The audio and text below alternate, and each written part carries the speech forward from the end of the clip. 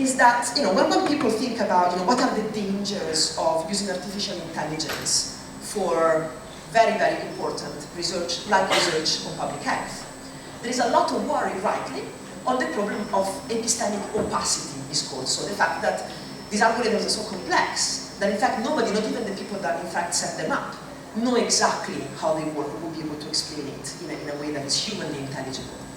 And so, some people argue there are issues about relying on these algorithms to produce inferences that we want to believe in, because we don't really seem to have a human understanding of actually what is going on in the system. Now, I think that's a very big problem. I don't want to discount it. But I think there's another problem that's talked about much, much less in the area of AI applications to research, which is in fact the area of what data are actually being inserted in these kinds of systems, how reliable are in fact the data, even before we get into questions around what is going on with the algorithms. So there are big issues to be thought of around what does it mean to support fairness in the handling of data. How does one identify exclusions and inequalities well beyond the framework that's provided by the law? Because of course the law is always going to be several steps behind what actually is going on in research, and it's not really going to be able to make decisions at the very fine-grained level at which we need to do them when we're actually trying to interpret data. What does it mean to invest in adequate data expertise so that there is help for people who are trying to make these determinations? What does it mean to think about semantics of data linkage, particularly given that different audiences and different publics for the kind of research that we are doing may have, in fact, different semantics that they're using? How do we reconcile that? And of course, how does one promote intelligent, secure, and ethical data sharing?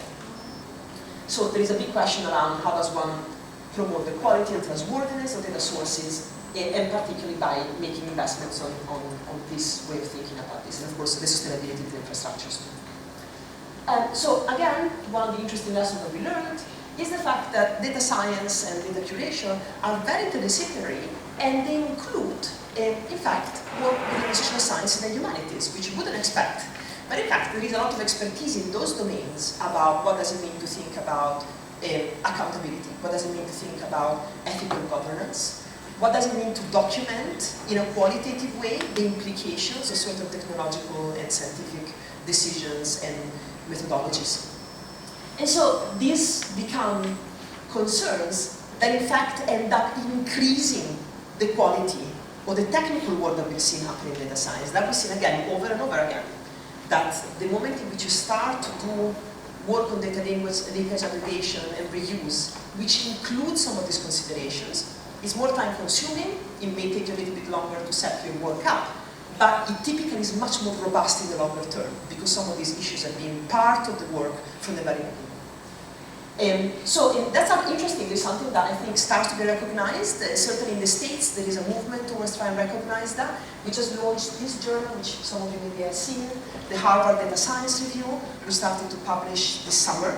I'm associate editor for this. And one of the interesting things about this journal is that it's trying a bit to map what the territory of data science is. And it defines it as an ecosystem, which includes humanities, social sciences, as much as it includes more technical fields like computer science, engineering, mathematics, statistics, and so on and so forth, and of course all the domain sciences. So if you're interested about this, I would suggest you go and have a look at the inaugural issue, because it did give a very good overview of what's going on here. So just briefly now, I've talked about challenges which are about health-related data, but in fact are broader than this. I want to just briefly mention a few of the challenges that I think are really specific to health-related data, and we are still very much in the middle of trying to work out how on earth to deal with those. So one is, of course, I mean, that's the starting point, that's something that everybody acknowledges, how on earth do we deal with personal information given these kinds of systems? So, first of all, and there is a problem with anonymization in general, right? There is more and more recognition of the fact that anonymizing the data works, of course, is in a sense the foundation of a lot of the work we're doing with personal data, but it's starting to fail. And it's starting to fail because the more you reaggregate data, the more you allow people to do this, the more actually you're going to find effective ways to de-anonymize the data, or to make visible who actually they were referring to in the first place. And this is particularly important when you start to develop applications which are relevant to personalized medicine, Because the moment in which you're asking algorithms, which of course now is the holy grail, every single big corporation is looking for algorithms that will help GPs, physicians, when they see their patients, to make decisions about their own specific situation. But that almost by definition flies in the face of centuries of methods for anonymizing that we've developed. Because suddenly, it poses the question about, okay, now how do we come back from these anonymized data systems to a situation where you can say something about the diagnosis of this particular patient? So one of the interesting things, I think, there are lots of problems with starting to potentially giving up some forms of anonymization. One of the things that I think is interesting and potentially a silver lining in this is the fact that anonymization has always been very focused on the rights of the individual, and much less on the rights of the communities or the groups to which individuals pertain. And of course, there's a very, very long history of thinking about this problem in population science and epidemiology. But again, can we think about data rights as group rights rather than just relating to privacy and personal anonymity? That's a very big question. Lots of people are thinking about this, but I think it's interesting to be able to think about this in this space. Obviously, relating to this, issues around consent. There's several schools of thought that basically say, first of all, it's impossible to obtain consent at the moment in which you're thinking about reusing data, because what do? You go back to the same individual every time. And also, it potentially is pointless, because it's very difficult to give any kind of informed understanding of different uses of data to individuals, again, based on all the different points of reuse. So, the interesting thing is that, that's something that is, in a sense, very much a problem raised by something like the GDPR, the General Data Protection Regulation in Europe, because that protection shifts the focus on data reuse, not data acquisition, as a point of consent.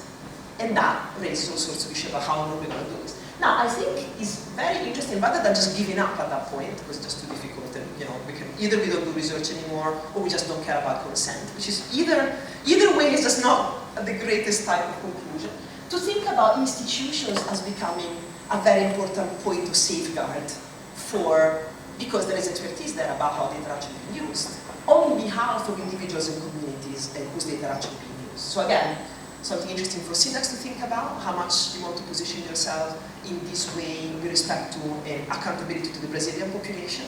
But it's something that very many institutions of this kind are really thinking through at this point in time, I think. How do we set up data linkage and management institutions that foster public health while preserving citizens' rights? And I know that that's crucial to the mission here, and it opens up all sorts of questions around, how do we think about this work? And one of the interesting things here, in order to think about, how do we think about public involvement and engagement in this kind of work, right? Which again, is something which is starting, is really not a very well developed area, despite the fact that there is quite a bit of research on this. There's a sense of which you can in fact increase accountability for the work by involving different members of the public, different stakeholders during work on data. It can help to increase data literacy in the population, which actually right now is really important, given all the possible abuses that can happen to people's personal data, which typically are not happening through publicly funded institutions, but are happening all the time nonetheless, and becoming more and more problematic as time goes on.